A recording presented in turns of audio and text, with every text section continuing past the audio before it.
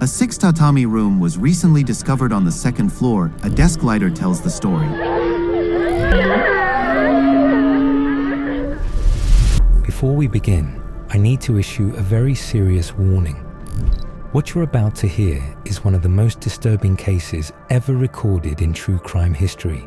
This story involves graphic details of kidnapping, torture, sexual violence, and the murder of a minor. If you're sensitive to this kind of content, or if you're not in the right headspace right now, I strongly encourage you to skip this one. It's not told for shock value. It's told because the truth matters, and because sometimes silence helps monsters hide. This is the murder of Junko Furuta, and it's a story you'll never forget. So, imagine being 17 years old. You've just finished another long day of school. You're heading home, maybe thinking about your next exam or what your friends are doing tomorrow. Life is normal. You've got plans, hopes, dreams, and then, in an instant, everything changes. Welcome back to Case 7, the channel where we explore the coldest, strangest, and most haunting stories the world has tried to forget. Today, we're going back to Tokyo, 1988, to a case so horrific, it was nearly erased from public record. Censored, softened, buried, but we're not going to do that here. Junko Furuta lived in Misato, in the Saitama prefecture, just outside of Tokyo.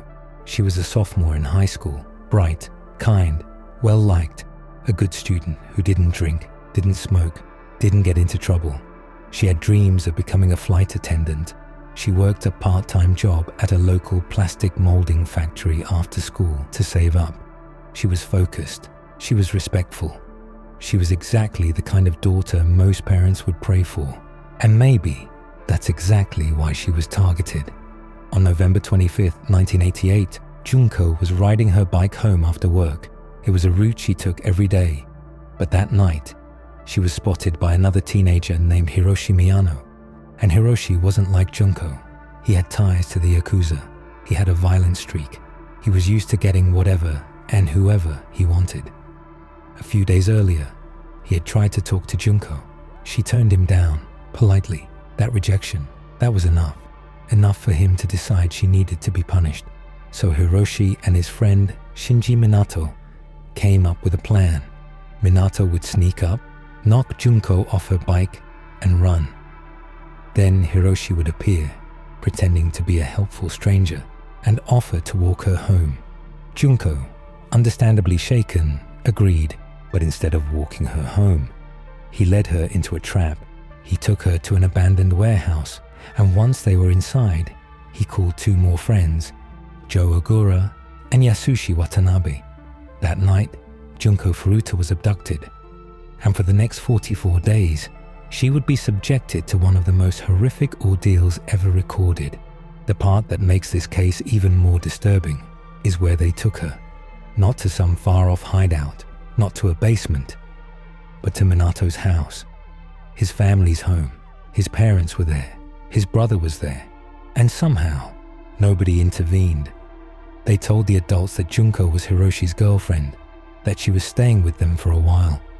And for some reason, that was enough. No one asked more questions. No one checked on her. No one helped her.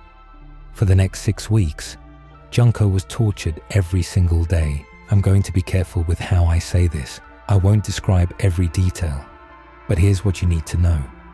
She was beaten until her bones broke. She was burned with cigarettes, molested, raped, starved. They hung her from the ceiling, forced her to sleep outside in the cold, shoved foreign objects inside her. At one point, they set her legs on fire. She was left lying on the floor, unable to move, while they watched TV and played video games in the next room. They laughed, ate dinner, listened to music. While just meters away, she was dying. And here's what makes it even worse. She tried to escape. At one point, she found a phone and tried to call for help. But they caught her. And after that, the beatings got even worse. There were so many moments where someone could have saved her. At one point, Minato's mother reportedly saw her injuries, did nothing. One of the boys even told his brother what they were doing. Still, no one stepped in. Incredibly, 2 of the boys were arrested during the time they were holding Junko for an unrelated assault, and when police interrogated them, one of them actually mentioned, offhand, that they were keeping a girl captive. But the police didn't follow up. 44 days passed. By early January, Junko's body was shutting down. She had infected burns, broken bones. Her internal organs were failing. She was blind in one eye. She couldn't speak, couldn't eat, couldn't even use the bathroom without assistance. Then, on January 4th, 1989, she did something small, something defiant, something human. She beat one of the boys at a video game. That tiny act of rebellion was the final straw. They beat her again, dropped heavy weights on her stomach, smashed her face, set parts of her on fire, and eventually she slipped into shock. She died that night. They didn't call for help. They didn't panic. Instead, they wrapped her body in blankets, stuffed it into a 55-gallon drum, filled it with concrete, then wheeled it out to a construction site in Koto, Tokyo, and dumped it like garbage. And then they moved on. What's unbelievable is how they were finally caught. Just a few weeks later, Hiroshi Miyano and Joe Ogura were arrested again for another assault. While in custody, police started questioning Hiroshi about a completely different unsolved rape. Thinking they already knew about Junko, he casually admitted to her murder. The officers were confused. They had no idea what he was talking about.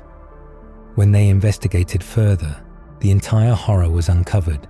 The drum, the torture, the failure of everyone who knew. But here's the part that still outrages people to this day. Because the boys were under 20, they were tried as juveniles. Their names were initially withheld. Their sentences were light. Hiroshi Miyano, the ringleader, got just 20 years. Shinji Minato got between 5 and 9 years. Joe Ogura and Yasushi Watanabe each got under 10. Some of them are free today. One changed his name. Another sued a publisher for releasing his real identity. Meanwhile, Junko Furuta is still gone. Her parents still grieve, and a nation still wonders how something like this was ever allowed to happen. So why does this case haunt so many people? It's not just the violence, it's the silence, the apathy, the way neighbors looked away, how the police ignored tips, how family members refused to speak up. It's how evil can live inside a normal house, how it can laugh, eat, play games, sleep, while someone lies dying in the next room. Junko Furuta has become more than just a victim. She's a symbol, a reminder that monsters don't always hide in shadows. Sometimes they live right next door. So now I ask you, what does justice really mean? Is it enough to serve a few years and start fresh? Or should some crimes mark you for life? Let me know your thoughts in the comments. This story isn't easy to hear, but that's exactly why it needs to be told. If we don't speak for victims like Junko, then we risk letting it happen again.